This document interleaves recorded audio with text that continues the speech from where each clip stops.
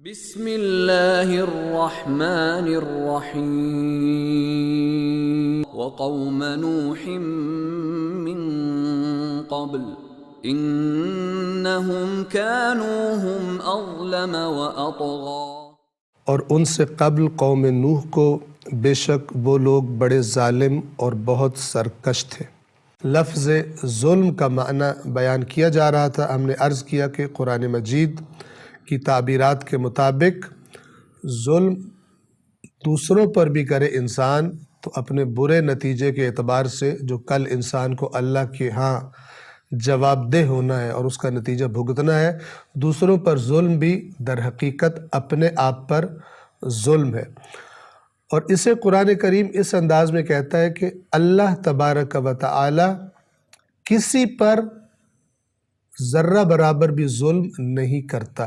توجہ کریں، روز قیامت بعض لوگ اکثر ایک سوال پوچھتے ہیں اور لوگوں کے ذہنوں میں سوال ہوتا ہے کہ مثلا وہ کافر، وہ کفار کہ جو اچھے کام کرتے ہیں، اور کفار میں بہت سارے لوگ ہیں کہ جو اچھے کام کرتے ہیں، نیک کام کرتے ہیں، لیکن وہ مومن تو نہیں ہے، وہ مسلمان تو نہیں ہے، مثلا اللہ کو بھی نہ مانتے ہو، تو پھر ان کا انجام قیامت کے دن کیا ہوگا؟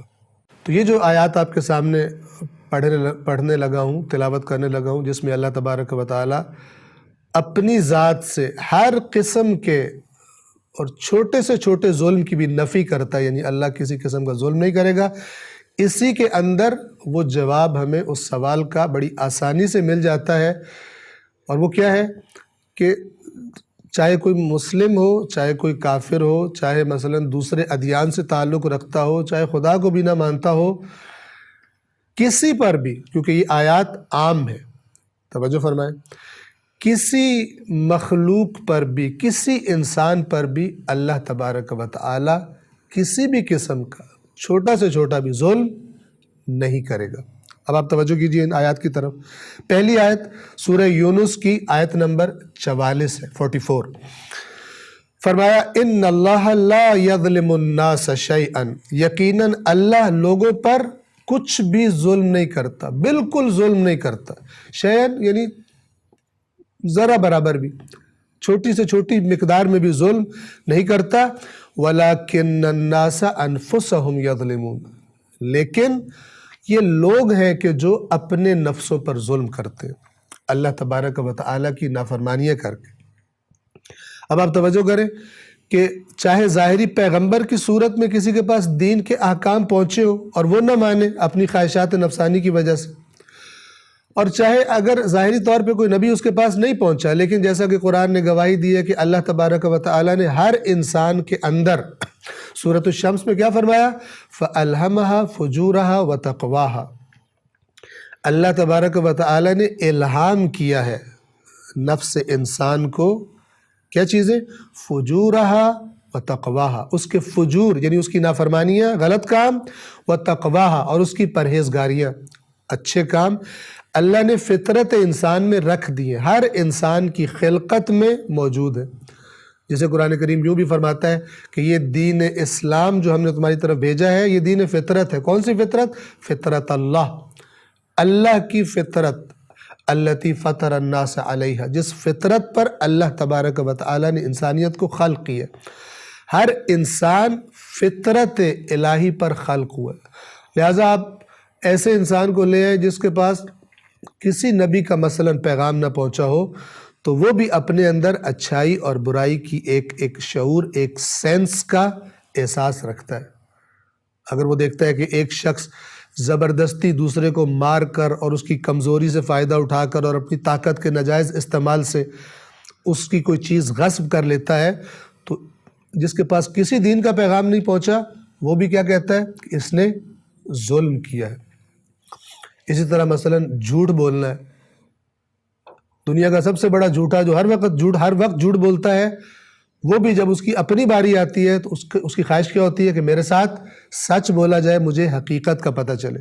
تو یہ چیزیں انسان کے اندر اللہ تبارک و تعالی نے خلقت میں اس کی رکھ دی ہیں۔ قیامت کے دن ظاہر بات ہے اس فطرت کی آواز کے بارے میں بھی سوال ہوگا، جس کے بارے میں مثلا سورۃ القیامت میں اللہ تبارک و تعالی نے فرمایا بسم اللہ الرحمن الرحیم لا اقسم بیوم القیامہ، مجھے قیامت کے دن کی قسم، یعنی جس دن حساب کتاب ہوگا تمہاری ہر چیز کا، ولا اقسم بالنفس اللوامہ، اور اس نفس کی قسم کھاتا ہوں کہ جو تمہیں ملامت کرتا ہے برائیوں پر اور وہ ہر انسان میں موجود ہے، اور یہ ملامت گواہی ہی دیتی ہے کہ انسان کو کچھ نہ کچھ اللہ نے اس کے اندر رکھ کر ایسا اس کے اندر بنا دیا ہے کہ جو اس کو برائیوں پر ملامت کرتا ہے۔ اور ایسا بے دین انسان بھی جو خدا کو بھی نہیں مانتا، اگر کسی مثلا کو دیکھے کہ بہت ہی بھوکا ہے اور اس کے پاس کچھ بھی نہیں ہے اور وہ تکلیف میں ہے، تو اس کی جا کے ہیلپ کر دے تو اپنے اندر ایک سکون کا احساس کرتا ہے۔ یہ سکون کہاں سے آیا؟ اسی فطرت کے مطابق کہ جو اللہ تبارک و تعالی نے انسانوں میں رکھی ہے۔ پس ان اللہ لا یظلم الناس شیئا، اللہ تبارک و تعالی یقیناً لوگوں پر کچھ بھی ظلم نہیں کرتا، ولیکن الناس انفسہم یظلمون، لیکن یہ لوگ ہیں کہ جو اپنے آپ پر ظلم کرتے ہیں، یا ظاہری نبی کی تعلیمات کا انکار کر کے خواہشات نفسانی کی پیروی سے، یا اپنے اندرون میں جو فطرت الہی تھی اس کو دبا کر اپنی خواہشات نفسانی پر عمل کر کے ظلم و زیادتی کرتے ہیں۔ یہ سب کے سب در حقیقت اپنے آپ پر ظلم ہے۔ اللہ تبارک و تعالی عادل ہے اور وہ ظلم نہیں کرتا۔ اسی طرح سورۃ النساء کی آیت نمبر 40 میں فرمایا تاکید کے ساتھ ان اللہ لا یظلم مثقال ذرۃ، یقیناً اللہ ظلم نہیں کرتا مثقال ذرۃ، یعنی ایک چھوٹے ترین ذرے کے برابر بھی۔ اور یہ جو مثقال ذرۃ ہے، یہ اس زمانے میں جب قرآن کریم نازل ہوا تو وہاں کے عرب جب بہت ہی چھوٹی ترین چیز کی مثال دینی ہوتی تھی، مثلا آج کے زمانے میں مثال کے طور پر ہم کہیں ایک الیکٹران کے برابر بھی، یا اس سے بھی کوئی چھوٹے اور پارٹیکلز بھی مثلا دریافت ہو گئے، تو چھوٹے سے چھوٹے ذرے کا نام لیا جائے تو یہ وہ والی بات ہے۔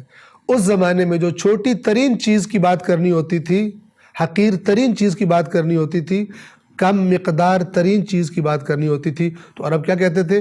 مثقال ذرۃ، ٹھیک ہے؟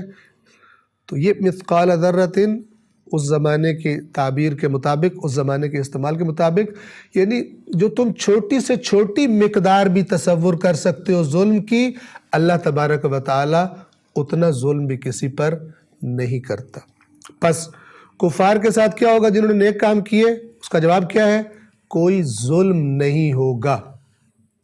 اب خداوند عالم کیا کرتا ہے؟ اللہ تبارک و تعالی اپنے کاموں کو بہتر جانتا ہے۔ ہمیں کیا جواب ہے؟ ہمارے پاس کیا جواب ہے؟ کسی پر کسی قسم کا ظلم نہیں کرے گا۔ اللہ تبارک و تعالی وہ عادل ہے، اس کی ذات ظلم سے پاک ہے۔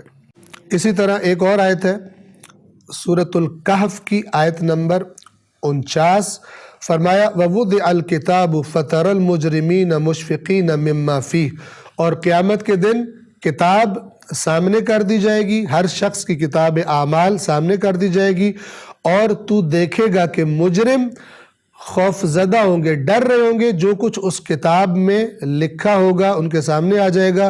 وَيَقُولُونَ يَا وَيْلَتَنَا، اور کہہ رہے ہوں گے ہائے ہماری ہلاکت، ہائے ہم برباد ہو گئے۔ مَا لِهَذَا الْكِتَابِ، اس کتاب کو کیا ہے، یعنی یہ کیسی کتاب ہے؟ لَا يُغَادِرُ صَغِيرَةً وَلَا كَبِيرَةً إِلَّا أَحْصَاهَا، اس نے نہ کوئی چھوٹی بات ہماری چھوڑی ہے، نہ کوئی بڑی بات چھوڑی ہے، الا احصاها، مگر سب کچھ گن رکھا ہے، سب کچھ لکھ رکھا ہے۔ اتنا تعجب کریں گے، ہماری اتنی چھوٹی چھوٹی باتیں اس میں موجود ہیں۔ وَوَجَدُوا مَا عَمِلُوا حَاضِرًا، اور جو انہوں نے عمل کیا ہوگا اس کو اپنے سامنے حاضر پائیں گے اس کتاب میں۔ وَلَا يَظْلِمُ رَبُّكَ أَحَدًا، اور تیرا رب کسی ایک پر بھی کوئی ظلم نہیں کرے گا۔ اور یہاں پہ آپ دیکھیں کہ بات بھی مجرمین کی ہو رہی ہے، مجرمین کے ساتھ بھی، کسی ایک مجرم کے ساتھ بھی ظلم جسے کہا جاتا ہے اللہ تبارک و تعالی نہیں کرے گا۔ جو اس کے قوانین ہیں عادلانہ، ان کے مطابق اللہ تبارک و تعالی فیصلہ کرے گا۔ لفظ ظلم کا معنی واضح ہے، انشاءاللہ آگے اگلے درس میں بیان کریں گے۔ والسلام علیکم ورحمۃ اللہ وبرکاتہ۔